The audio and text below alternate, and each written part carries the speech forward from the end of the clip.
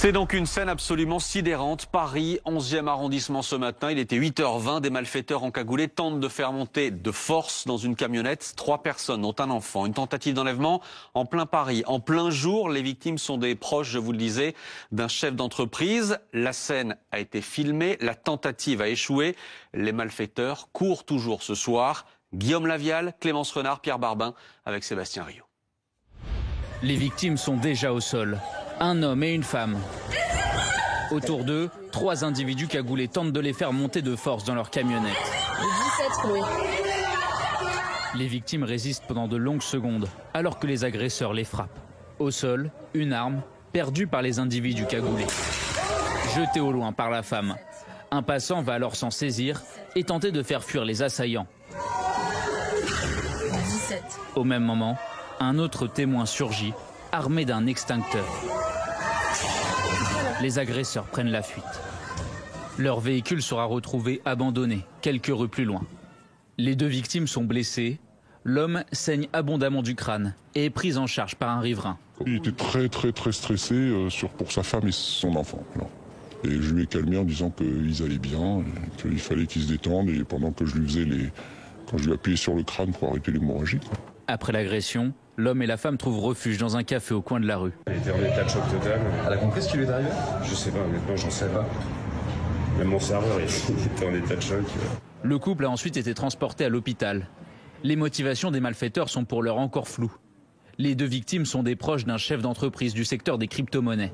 Une enquête pour tentative d'enlèvement a été ouverte par le parquet de Paris. Avec nous en plateau ce soir, Guillaume Fard. Bonsoir Guillaume, notre consultant police-justice, et Laurent Denisot. Bonsoir. Vous êtes président d'Egidium, je vais y arriver, de technologie. Vous gravitez, vous aussi, dans cette industrie de la sécurité. Première réaction quand vous voyez ces images, qui forcément nous heurtent, nous choquent, vous dites malheureusement c'est pas une surprise. Non, c'est pas une surprise, et je vous avouerai que ça m'a fait penser à un film des années 50, Maigret tend un piège. Et dans ce film, on y voit des jeunes femmes se faire assassiner dans Paris l'assassin va être poursuivi par des policiers qui cèdent avec un sifflet. Voilà. Et je pense que le moment est venu peut-être de... certes, on n'a plus de sifflet, mais peut-être d'aller un cran plus loin. Dans la sécurité. Dans la sécurité, en permettant peut-être une coordination entre des agents de sécurité, entre les forces de police, en utilisant certaines technologies, tout en respectant bien entendu le droit. Et on est dans un état de droit qui est protecteur, et qui va le rester, bien entendu. Mais vous dites, on ne peut pas continuer à leur courir après avec un sifflet. Mais je pense qu'il faut avancer un peu. Alors, on va voir comment, avancer. Mais je m'arrête encore une fois sur ces images, Guillaume Fard. On a donc des malfaiteurs, ils sont 4, encagoulés. Je le répète parce que moi, c'est ce qui me frappe. On est en plein Paris, 11e arrondissement de Paris. Il y a du monde partout, tout autour, en plein jour. Il est 8h20 du matin, les gens partent à l'école.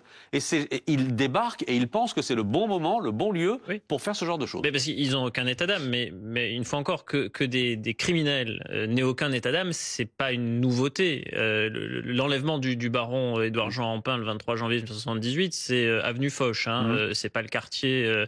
le plus désagréable de Paris à fréquenter, c'est en plein jour, c'est devant témoins, c'est effroyable, et il finit amputé d'un doigt. En fait, la question que cela pose, c'est pourquoi une forme de criminalité, c'est-à-dire l'enlèvement contre rançon, qui avait totalement disparu pendant près de 40 ans de la criminalité française, revient maintenant. Et en fait, ça revient maintenant pour des raisons qui sont... d'abord technique, c'est-à-dire que ce qui faisait qu'il n'y en avait plus, c'est qu'il fallait une remise de rançon physique avec une valise de billets.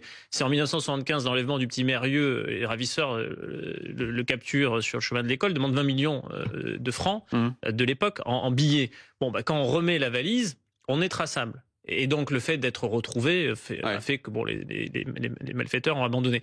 Aujourd'hui, dans le monde des cryptoactifs, tout est virtuel. Parce que là, le chef d'entreprise, dont sont proches les 3 victimes, il lui aussi, travaille dans ce secteur des crypto-monnaies. 3e du genre depuis janvier. Voilà. En fait, il y a une loi des séries. Et pourquoi à chaque fois des gens dans le domaine des crypto-monnaies? Parce que les malfaiteurs pressentent d'abord qu'ils sont riches, mais c'est pas tout d'être riche. Il faut que vos actifs soient liquides. Si je vous séquestre et je vous dis, maintenant donnez-moi 300 000 euros, vous allez devoir hypothéquer ce que vous possédez. Allez attendre longtemps. Voilà. Et le temps que vous vendiez votre appartement, ça peut prendre des mois. Bon, maintenant, dans le monde des cryptoactifs, vos actifs sont réputés immédiatement liquides. C'est-à-dire que ça peut prendre quelques heures. Donc c'est ça qui est intéressant. Et c'est là-dessus qu'il faut travailler pour rendre ces actifs traçables. Alors justement, deux choses. D'abord, Laurent Denisot, vous dites, vous êtes contacté par ce genre de profil dans les crypto-monnaies, mais pas seulement. Vous parliez des influenceurs, vous parlez de footballeurs, etc., qui ont besoin de se protéger de tout ça? Tout à fait. Ça peut être des joueurs de football, ça peut être des personnalités, et c'est un public qui ne s'adressait absolument pas avant à des entreprises de notre secteur. Mais de plus en plus, on voit un besoin de protection de ces personnes. Et je pense que pour apporter une réponse, c'est à un moment donné un effort commun, collectif. Mais alors concrètement, pour vous, s'il y a une mesure à prendre, là, c'est quoi? S'il y a une mesure, tout le monde déverse une quantité de données personnelles absolument considérable dans des réseaux sociaux qu'on ne maîtrise absolument pas. Et des données qui partent partout. Est-ce qu'on peut accepter à un moment donné de confier quelques données qui seraient disponibles pour aller plus vite, pour intervenir plus vite, au travers de moyens vidéo, à l'aide d'algorithmes d'IA maîtrisés, éthiques, conformes à notre loi, mais qui permettraient beaucoup plus d'efficacité à la fois dans la détection de ce type d'agression, c'est tout à fait possible, ça a été expérimenté pendant les JO. C'est-à-dire qu'en clair, les caméras de vidéosurveillance reliées à un algorithme pourraient détecter immédiatement ce qui est en train de se passer. Encore faut-il qu'il y ait des caméras de vidéosurveillance. Tout à fait, il y en a beaucoup. Donc maintenant, peut-être peut-on les améliorer un peu, encore une fois en respectant nos règles et nos lois qui sont protectrices, et pour améliorer cette détection, et puis aussi la réponse. Parce que le temps joue un rôle considérable dans ce type d'agression. C'est-à-dire qu'à partir du moment où vous avez besoin de détecter vite et d'intervenir vite, sinon la personne qui est enlevée, elle est dans le camion, et puis elle est partie quelque part dans une cave. Juste une chose encore, Guillaume Fabre. On a le sentiment, je parle bien de sentiment là, parce que j'ai pas les chiffres sous les yeux, que ça se multiplie effectivement. Vous dites troisième affaire du même genre dans le monde des crypto-monnaies, etc., depuis janvier. Oui, dans le monde des cryptos, oui, pour la raison que j'indiquais, c'est-à-dire que la criminalité organisée diversifie ses sources de revenus. Il y a les stupes, il y a le racket, il y a les montres de luxe à l'arraché, et il y a maintenant l'enlèvement contre rançon de personnes liées au secteur des crypto-monnaies.